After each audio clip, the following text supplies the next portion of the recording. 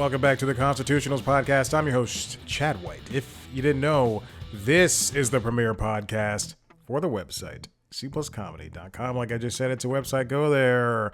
Here we are, episode 330. I'm scratching both sides of my mustache. And nothing's changed. Good Lord. Yes, we are back. Real quick, well, I'll do a promotion up top. I just released an episode of this show featuring a couple of cast members from what's it called? The Hunting Party. Sarah Garcia, Josh McKenzie, Patrick Sabangas. That wasn't meant to be a joke. Sabangi. I'm pronouncing it right in my head, his last name. And then it turns out my mouth was not doing the things that my brain was telling it to do. It's a wonderful set of conversations. Yes, it was a press day thing. But here we are doing it again. Check it out. It's again, listen to it. Watch the video version of those interviews under the interviews on youtube.com/cpluscomedy. Let me check the numbers. Ooh.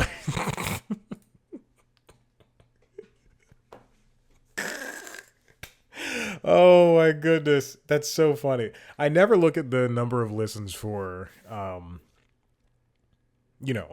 any of these things. It's a portfolio. I don't make money. I'm not here to go to be one of you little influencer people. That's not my thing. Although I've been doing this for 12 years. So I've been doing this longer than a lot of these people have been doing it. Anyway, I saw the numbers and I just laughed.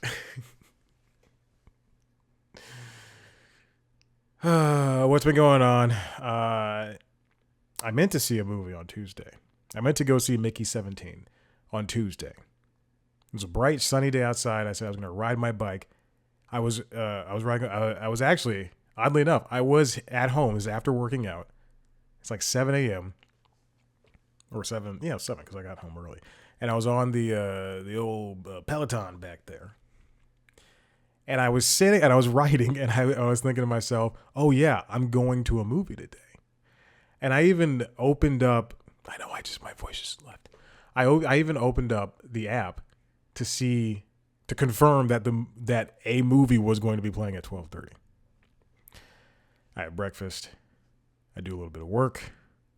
And then I take Maverick to the dog park. And at 12:20, I'm at the dog park still. That's 11:30. I took him to the dog park. At 12:20, I go, oh, the movie starts at 12:30. And I love missing. I don't like to see trailers because I can see trailers at home. And we leave the dog park at 12:34. I ended up talking to people. Like I don't want to talk. Yes, they're dogs. And we get back here at like 12:30. Or like 12:34, something like that. So it was like a 10-minute walk from the dog park. And now I'm going, oh my gosh, I can still make it. It'll be a 10-minute bike ride, especially if I'm booking it. And then I realize I haven't had lunch yet. And I just go, you know what? I'm not going to go to the movie today. So I ended up not going to see Mickey 17. I want to see it so badly. I like Bong Joon-ho. And then I think, okay, well, what's coming? So next week, I'll go next week. So I'll see Mickey 17 at some point next week. Hopefully on Tuesday, so I can save some money. I also want to see Novocaine, starring Jack Quaid, the only Jack Quaid project I ever want to watch. Little Nepo baby. But there's also The Day the Earth Blew Up, a Looney Tunes movie is coming out on Friday. And I go, oh my goodness. I've got to go see that movie. It's not playing at my theater, which pisses me off. It's playing in Buckhead. It's playing in Decatur. If I can't walk over there or ride my bike, it is playing at the Regal at Atlantic Station. I try not to go there. I try not to spend time at Atlantic Station. So far, so good. One time I went, God, how long ago was this? This had to be a time where I moved down from the suburbs to the city, but also I was living alone. So it had to be 2 years after I moved down to the city, something along those lines, or a year or something like that. But I went on a date, and I remember exactly what I'm talking about. Okay, so I think we were, she was like, let's meet in Atlantic Station, like on a weeknight in the winter when it was cold enough, near enough Christmas to where they're having ice skating, at Atlantic Station. Atlantic Station is this outdoor shopping area in Northwest Atlanta, and it is trashy, and I do not like it. That's the reason why I try to avoid that place. And also, I just don't like traffic. Anyway, I remember I got there early, and I was standing at this like ice cream shop, just waiting for her. It's like, and I remember she was like at least 10 minutes or so late because she couldn't find parking. And then she finally got to the shop, and I think we got ice cream. I don't remember that. But I remember we were walking around Atlantic Station, and we were supposed to go ice skating. But the amount of people on that tiny rink, it's not like 30 Rockefeller Plaza, where they freeze over the water and they freeze over the water. they put the ice rink in the middle of the plaza. It's way smaller than that, and we were kind of looking at each other like, "Do you want to go there?" No, and then we just hung out in Atlantic Station. And then also, I remember that same night, somebody was trying to steal from the Publix, not like rob the Publix, but like take. Something happened, and there was a large police presence at the Publix. Anyway, I just try to avoid that area. What else did I do this week? I watched Just Go With It for the first time, the Adam Sandler, Jennifer Aniston movie. Man, oh man, what a great movie. I loved it. It was so funny. There's so many bad jokes in it, but there's also a lot of good stuff in it too. And I like a really subdued Adam Sandler. I think he's best when he's pulling it back. Billy Madison, I'm not a huge fan of. I know people love that, but I'm just not a huge fan of Billy Madison. And it's also interesting to see Nicole Kidman like intentionally do comedy, and Dave Matthews was very funny. There's also there's also a dog hand joke that they do too many times, but the first time it got me because it was so stupid, so dumb. The kids were great. It's very funny. It's like, but it is textbook Adam Sandler comedy. And you know what I'm missing is, I watched a couple of Saturdays ago, because I'm a big popular guy. People invite me all the time. I go, guys, I got something. I can't go out. Last Saturday I watched Kind of Pregnant, Amy Schumer's movie, starring, produced by Adam Sandler, but also starring Amy and Will Forte. I enjoyed it, and I was thinking, the middle, obviously we know the middle comedy, the middle budget movie, not even comedy, the middle budget movie is just gone, and now it's only on streamers. That's why we have movies like, what's the Kumail Nanjiani and Issa Rae movie, The Lovebirds. That's why I know that came out during the pandemic era of film, but it was supposed to come out in theaters and via Paramount, but then they sold it to Netflix because we were in the middle of the pandemic.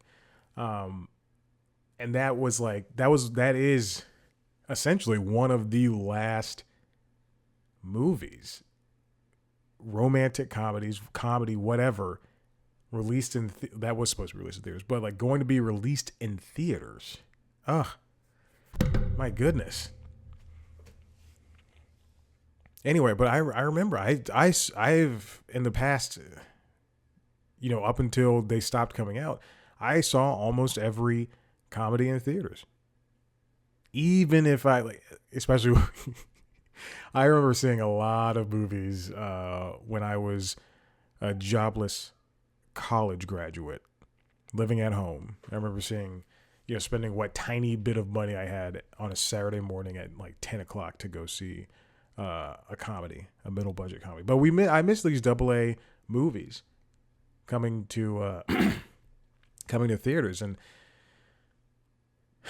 yeah, unless it's a blockbuster or an indie film, it just won't be in theaters, which sucks. But what can you do? People have to watch these movies.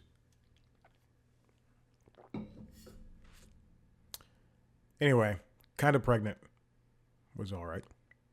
But that's what spurned me to go, I want to watch a more comedies like this. Also, I rewatched Identity Thief. Identity Thief was just a wild confluence of movies, of events. Next week, I'll be putting out an interview with an actor from a TV show on a network TV show. No big deal. But they shot a lot of it in Atlanta. I'll talk about that then. I'll stop. The only reason I know is because there's a scene in a bookstore, and I went, that's down the street. That's in Virginia Highland for me. I could go over there right now. But me read books? No. Just kidding. I just finished Lord of the Rings, The Fellowship of the Ring. That's what I did this morning. Getting ready for the gym. I was supposed to. Good Lord, what is wrong with me? I was yes, I did mute the mic really quick. I was getting ready for the gym, and I finished. I had like 30 minutes left on that book. Oh my God. And it was an audiobook, and I turned it up to 1.75 speed, and I got through it. I'll say this. I enjoyed the book. I enjoy Lord of the Rings. I've seen the movies. I own the movies. I have the Hobbits, all that stuff. And I'll say this about the movies too.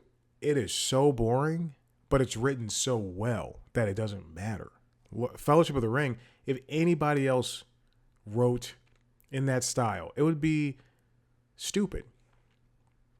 I would go, oh, they're walking again. Oh, they're walking. Look at him. Oh, he's singing a song.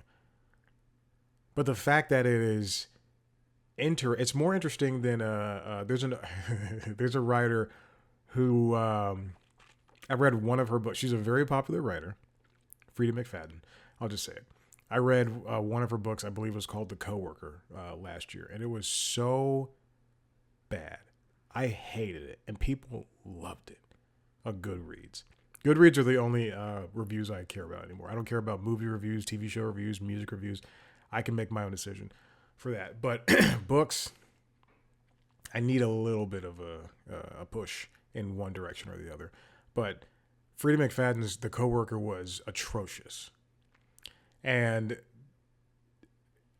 it's not the worst book I've ever read, but the worst book I ever read was Ready Player One. Ready Player One is I hate that book. I will, and if we could burn books, I would burn that book. I would burn that book with all of my might. I mean that. I dislike Ready Player. I hate it. I also hate Frida McFadden. But anyway, the people on Goodreads love her books, all of them, and she just released a new one. And I just ridiculous. Okay, let's get on to the first story.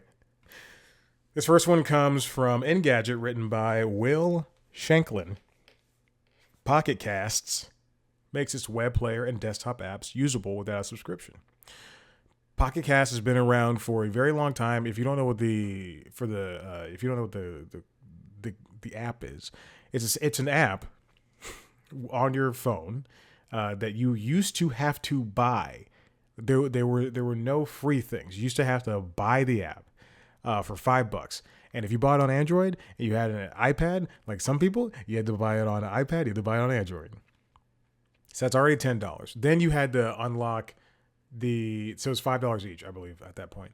And then you had to pay $10 or $5 or $10, one of those amounts, in order to listen on the web.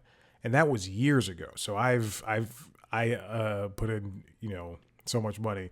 Anyway, it's an app, and you can subscribe to it. I'm showing it on screen on my phone. You can subscribe to it, and it's got really good filters and all that stuff. At some point, a couple of years ago, they went from a paid app to a subscription model, which is what every single person on every app store is doing, which is what I hate.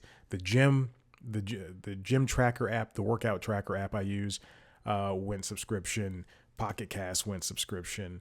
Whereas these things used to be free or you pay once, something like that. But thank Christ, they said these people who already paid before don't have to pay. They're lifetime members, quote unquote. The same thing happened for Notability, which is a great note-taking app on iOS, iPadOS. Unfortunately, you only if you pay, like, you paid for different things ahead of time, like writing, and then it translates it into digital typing or whatever. I don't have that, but I do have everything else that I paid for ahead of time, which sucks.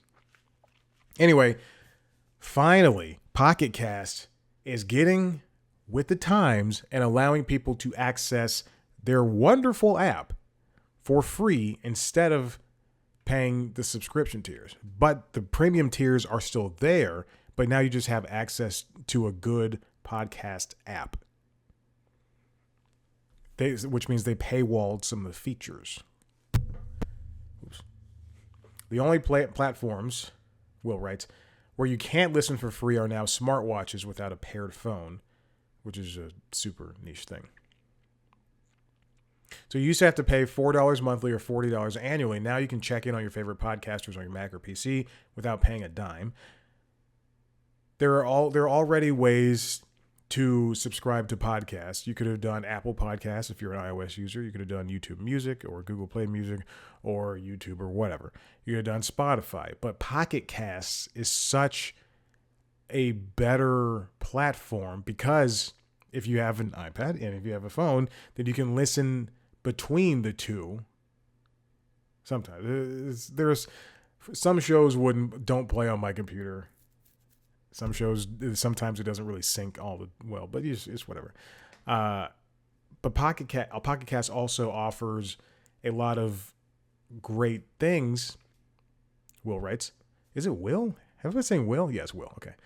That there's a clean UI, which is true, which I just showed you. Silence trimming, and yeah, sometimes when there are pauses, like there was one earlier in this podcast when I was clearing my throat, or silence, then it'll just cut that out.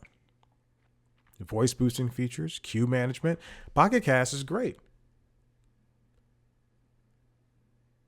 The notable the features that are gate kept under subscription, still on Pocket Cast, will maybe entice you to subscribe. The Plus tier adds a shuffle feature, bookmarks, the ability to pre-select chapters, 20 gigabytes of cloud storage, watchOS and wearOS apps, which you can use for free as long as the content is streaming from your phone. I don't know if I have a shuffle feature. Or I know I have bookmarks. I'm almost positive I have bookmarks. I don't know if I have a shuffle feature. That'd be fun to have for, like, I don't know, Doughboys or Never Not Funny, which are like the only two podcasts I listen to, and The Journal. Let me see. I don't know if I have a shuffle feature. That's so interesting to me. I'll look at that later. I have bookmarks, so I might have shuffle. And 20 gigabytes of cloud storage. I wonder what that entails.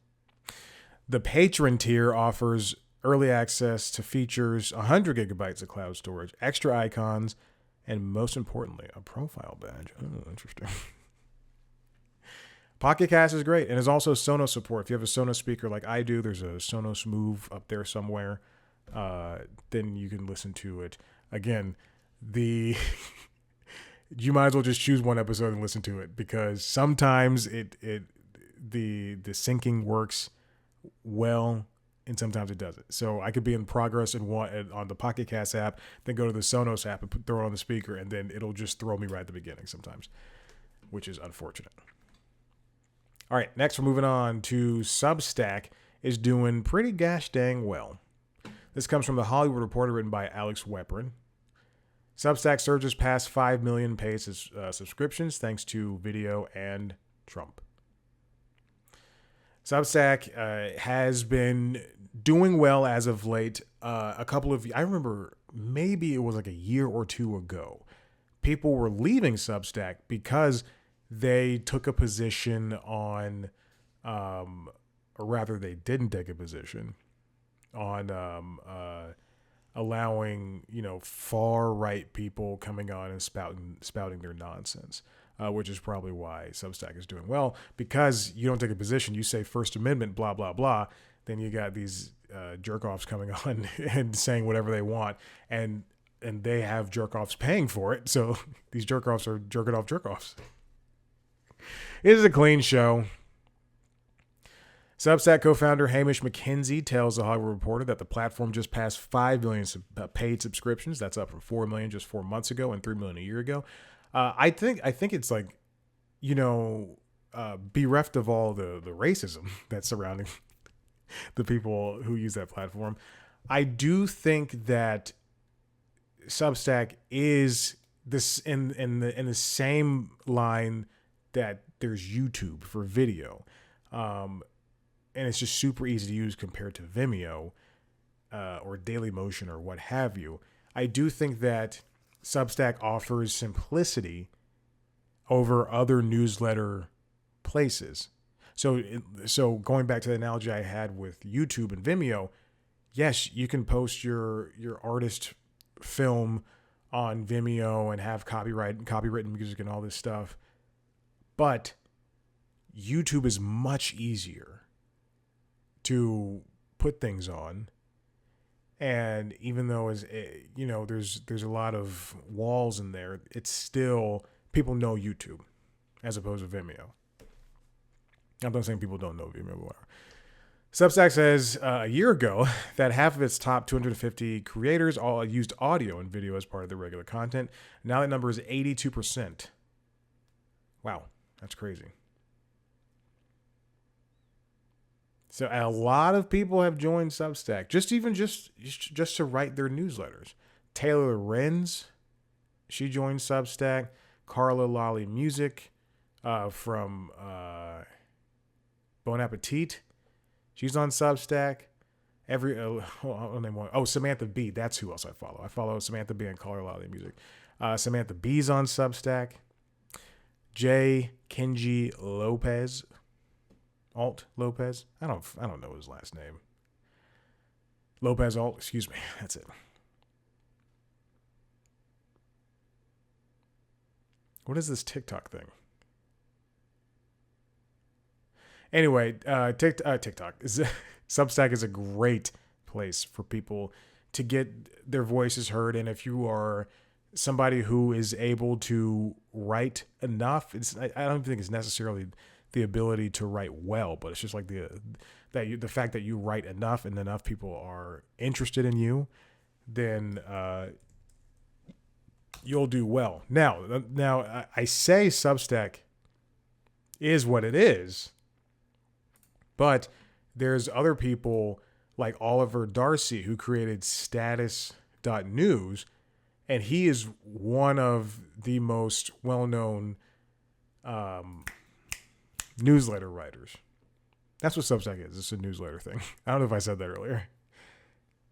And status.news is just like, people love this crap. People People left Twitter and followed this guy like crazy. And he reports great news. He's a good writer. Won't do right though. All right, let's move on. And in terms of people getting paid, this comes from The Hollywood Reporter, written by Alex Weber. Same day. Top YouTube creators to hold their own upfront event and bid for TV ad dollars. Sometimes my brain gets ahead of my face. Ahead of my mouth. Whatever, who cares? The upfronts, the television upfronts, will be happening in a couple of months here. They happen twice a year. And essentially what it is I think like 3 times, maybe 3 or 4 times. I don't know. They happen a couple of times a year. What the upfronts are companies like Disney, Warner Brothers, Paramount, Fox. They're all taking their entities, their television entities, and it has to be television-based entities, over to New York, LA, whatever, but to show off to investors, to ad people, hey, you should buy time on our network because this is what we're going to have to offer. And then oftentimes they get stars of the network to host their upfronts. So Jimmy Kimmel's hosted for ABC. And they talk about, we've got 2 seasons of The Bachelor and The Bachelorette coming. We've got these brand new shows. We've got returning shows, and they had these ratings and stuff like that. And they're going to be great for you.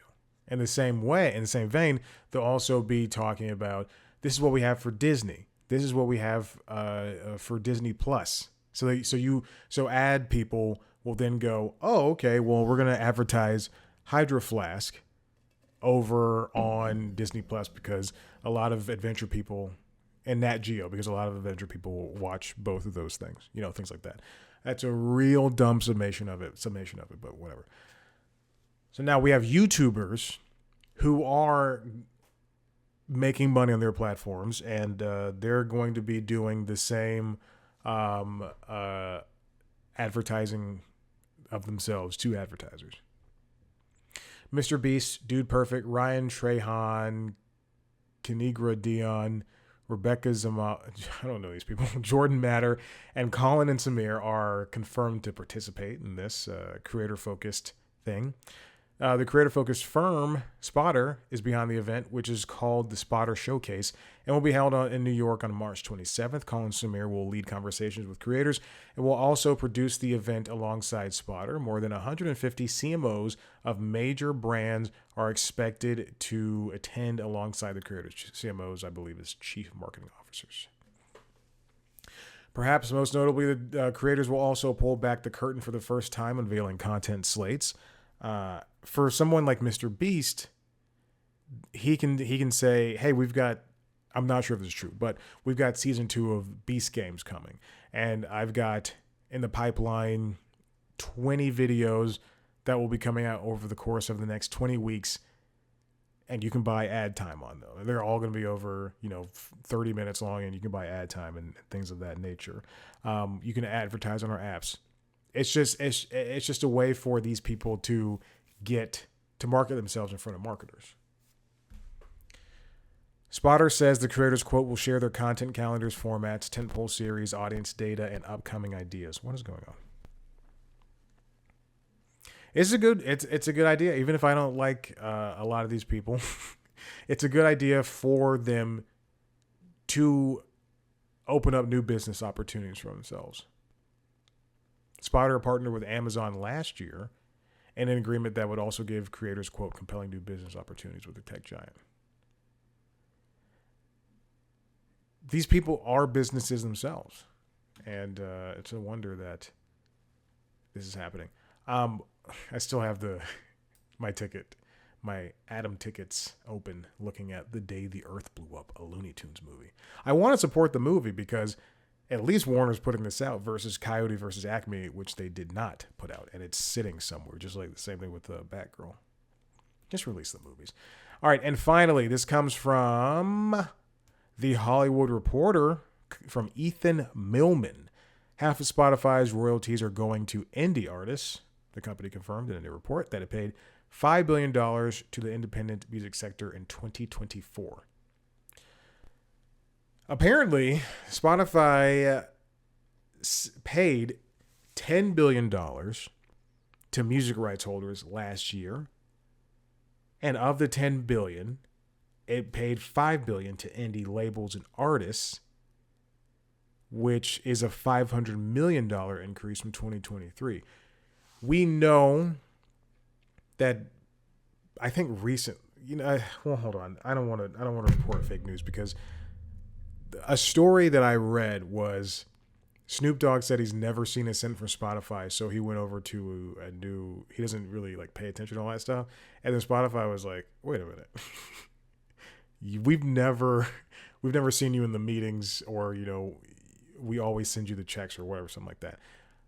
Regardless, Spotify, Apple Music, YouTube Music, SiriusXM, Peloton even. They don't pay artists well, which is one of the reasons, why you see tickets for a concert be absurd, or you'll see merchandise be hawked all over the place, or just different experiences with artists because they're trying to get paid. Now, this $5 billion to indie labels and indie artists, rather, is a very interesting quote because it makes it seem as though every single one of these artists is getting paid the same, like across the whole $10 billion pie. It's saying that Beyonce is getting paid the same as Biba Doobie. You like how I pulled out artists at the end of the spectrum? Like, truly, if you want to help out an artist and you can't go to a concert, you can't buy merch, it would be buying the album as opposed to streaming it. The report comes weeks after Spotify announced its first ever full year of profit, 18 years after the company was founded in 2006. Now, Spotify is one of the few tech unicorns that has been in the green, like ever. Spotify launched this Loud and Clear initiative back in 2021, which is the thing that announced that they paid $10 billion out. In an effort to increase transparency with artists and contextualize how the streaming service pays for music. Every 1,000 or however many streams, that person gets paid a cent. More or less. Probably less. While Spotify and the streaming era have helped reinvigorate the record business after years of decline amid rampant piracy in the 2000s, the company has received consistent criticism from artists, particularly smaller independent artists, about paltry sums for their streams. In the new Loud and Clear report, Spotify said it paid out $4.5 billion to songwriters and publishers in the past 2 years.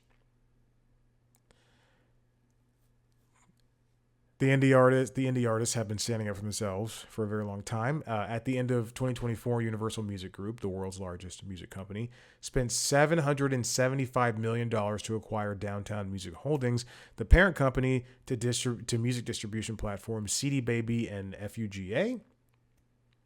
Concord is in talks to purchase a stake in the music distribution platform Stem as well, because the indie artists want to find different avenues. And if they have to go to places or help make music distribution sources like Stem, like CD Baby and Fuga, Fuga, then that's what's going to have to happen. And in the same way, it's like going to Bandcamp and buying somebody's art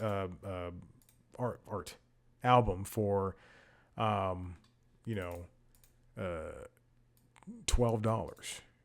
Instead of streaming it on Spotify like you can. I'm going over to CD Baby. I'm looking at this. Release Your Music Deserves to Be Heard. Release a single or album for only $9.99. No subscription fees. And then it looks like people can drop. So if you're an indie artist, if you have a band called like The Beatles 2, and you want to be able to distribute your music, you just go over to CD Baby, distribute your music via that way. And then they'll pay you based on how much you make. Interesting. That's cool.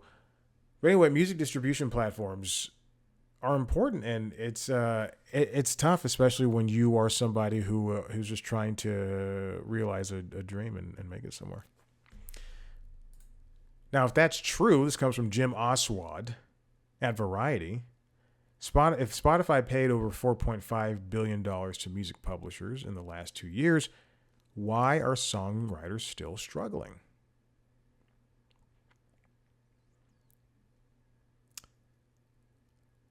Ooh, okay. So Spotify says that in 2024, nearly 1,500 artists generated over $1 million in royalties from Spotify alone, which is part of an estimated $4 million across all of those artists' recorded music revenue sources. Okay, that's a added wrinkle that does not look good for Spotify. Because of those 1,500 people, who's making the most, who's making the little, that's just like a number. It's like when Netflix says, 40 million people watched Stranger Things season 3 when it premiered within the first week for the first 20 minutes. Yeah, but how did people finish the season?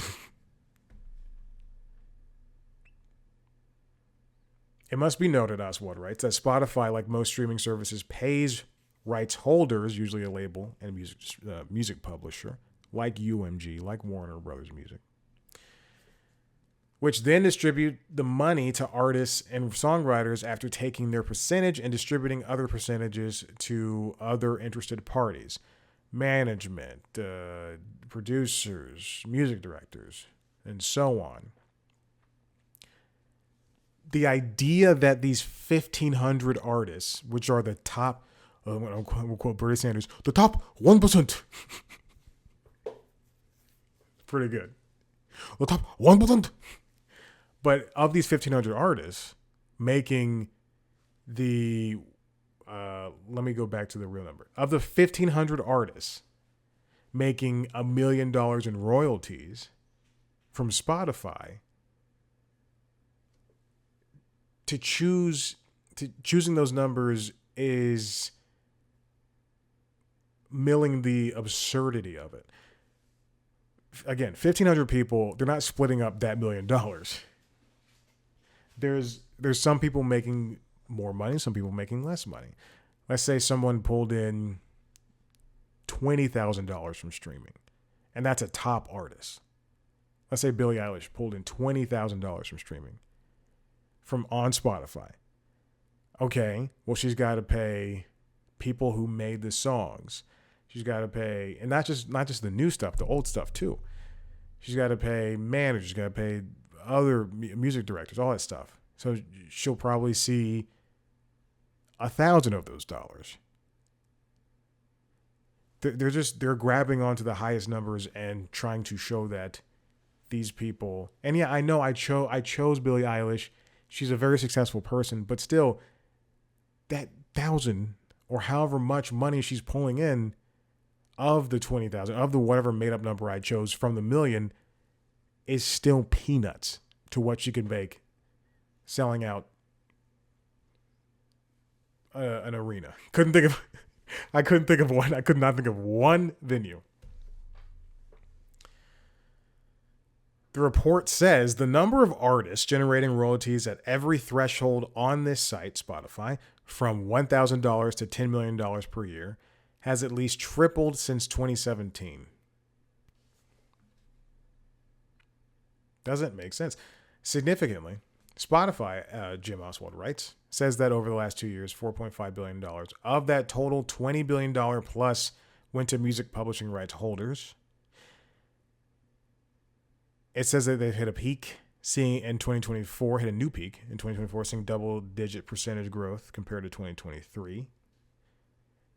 That songwriters, through their publishers, performing rights organizations, and collecting societies are generating record-breaking revenues, blah, blah, blah. But there's a 2024 report from... What is it? Sorry. It's called Songwriters Take the Stage from Media Research. Is a London. Yeah, I could have. I dug so deep, and the sentence is right here in front of me. 2024 from Media Research, that's London-based marketing intelligence, said that approximately decimal point 0.004 synth of a synth generated per stream is divided like this. The recording side, including the label, the distributor, the artist. So the label, Universal Music Group, rather. Distributor, Spotify. Artist, Billie Eilish, gets 56%. The streaming service, Distributor is not that. The distributor would be like CD Baby or whatever. So I'll go with CD Baby. Gets 56%. The streaming service, Spotify, gets 30%. And the publishing side, including the publisher, the performing rights organization, such as BMI, and the songwriter, gets just 14%. So imagine splitting up that 0.004 among all those people, all those entities. Now you can multiply, I'm going to get on my calculator here. You can multiply 0.004 times, let's say, 1 million streams. That's $4,000. $4,000 divided times 56%, 2,240. And then the streaming service gets 30% of the rest. And then the 14% for the songwriter or the publisher or whatever. And again, that's if a song is played 1 million times. And that's the A-list of the A-list of the artists. Of that 14%, the songwriter gets 68%. The publisher gets 17%. The pro gets 15%. The report continues. But those numbers don't take into account the fact that most hit songs these days have 3 to 12 writers. All right. So if Taylor Swift releases Look What You Made Me Do, and it's got hints of notes from the Right Said Fred song, I'm Too Sexy, well, then they're credited as songwriters. So I'm going to look up who wrote Look What You Made Me Do. Songwriters. Jack Antonoff is the producer. Songwriters include Taylor Swift, Jack, Fred Fairbass, Richard Fairbass from Right Said Fred, and Rob Manzoli. And then producers are Taylor and Jack.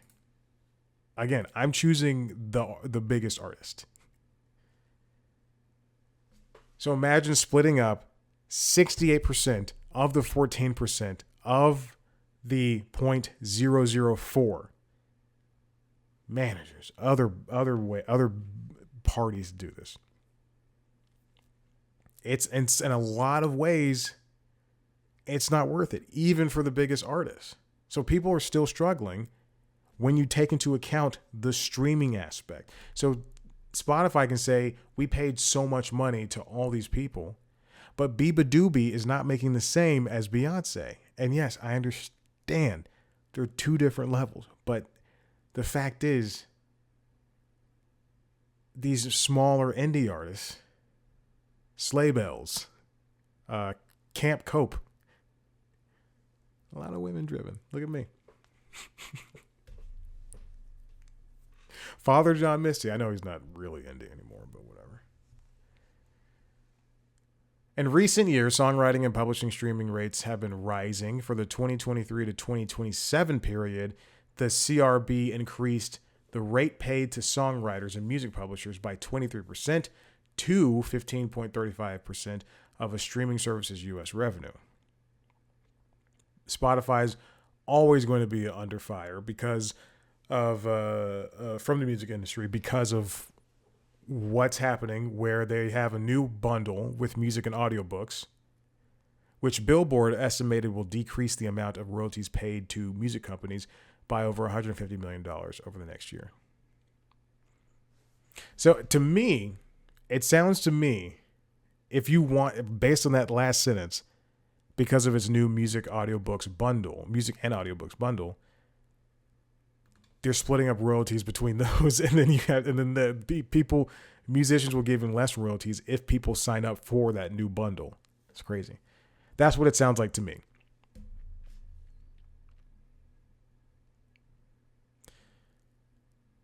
According to Loud and Clear, over the past decade, the 100,000th ranked artist on Spotify, based on royalties generated, has seen their royalties multiplied by over 10 times, from less than $600 in 2014 to almost $6,000 in 2024. Even the 10,000th ranked artist has seen their royalties increase 4 times, from $34,000 to $131,000. But the payment system that Spotify endorses, which was created back when it generated so little money that the difference between 13% and 15% was almost irrelevant, needs to be revised. These artists need to get paid for what they do. Even the ones I don't like. Even the ones that release bad songs. These people are putting in time and effort into albums. Lady Gaga released a great album last week, and me streaming it is not helping her out. And we can be on the outside and say, "Oh, they don't need this money." But then this is what helps. This is in part what helps make the value of their song catalogs worth it, because in the future they're going to be able to sell the rights to their songs to somebody, unfortunately, for a good chunk of money. Imagine Dragons did this. There's a couple years ago when it was like Springsteen and other people. I was gonna say Willie Nelson, but I don't know if that's true. But just a bunch of people were selling off their rights because they're getting older. And then Imagine Dragons, I'll never forget this, sold the rights to their music catalog for like $250 million. And I thought to myself, wow. Oh, Stevie Nicks, Bruce Springsteen, they've been around for decades. Imagine Dragons been around for what? 5 years? I don't know. I'm just making up a number. But compared to them, whatever. Anyway, you want to support artists. And I know streaming is the easiest way to get their songs. But these companies are bad. And stealing the music was bad. There has to be a way. Spotify, Apple Music, YouTube Music, the rest of these, they hold the power right now when it comes to music streaming. The ease of this stuff. And there needs to be a new way devised in order to make all parties happy.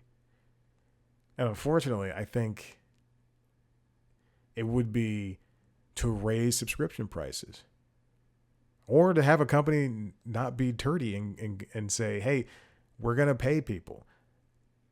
But again, even if you have companies like that, like Tidal does that, but we also don't know how much. Well, I mean, we know how much better, but we don't know if that is easier for them too, for the artists as well. Who knows? Listen, if you like what you heard here, head to the website, cpluscomedy.com. I believe it's down now. I think it's down. It'll be down for a little bit. But if you want to see a video version of this show, go to youtube.com/cpluscomedy, where you can see a video version of the interviews where I interview famous people. I just put out with the cast of The Hunting Party. You can see a video version of the other podcasts as well, The Constitutionals, the Entertainment Business News podcast, as well as Late Night Lately, the Late Night Show. This is The Constitutionals. And LinkedIn Logs, the Jobs podcast. Subscribe to those shows wherever you get your podcasts. Check out us on social media, Blue Sky, Facebook, Instagram, TikTok, @CPlusComedy. Me on those platforms, @ChadBlackWhite. Thank you so much for listening. We'll see you next time. Bye.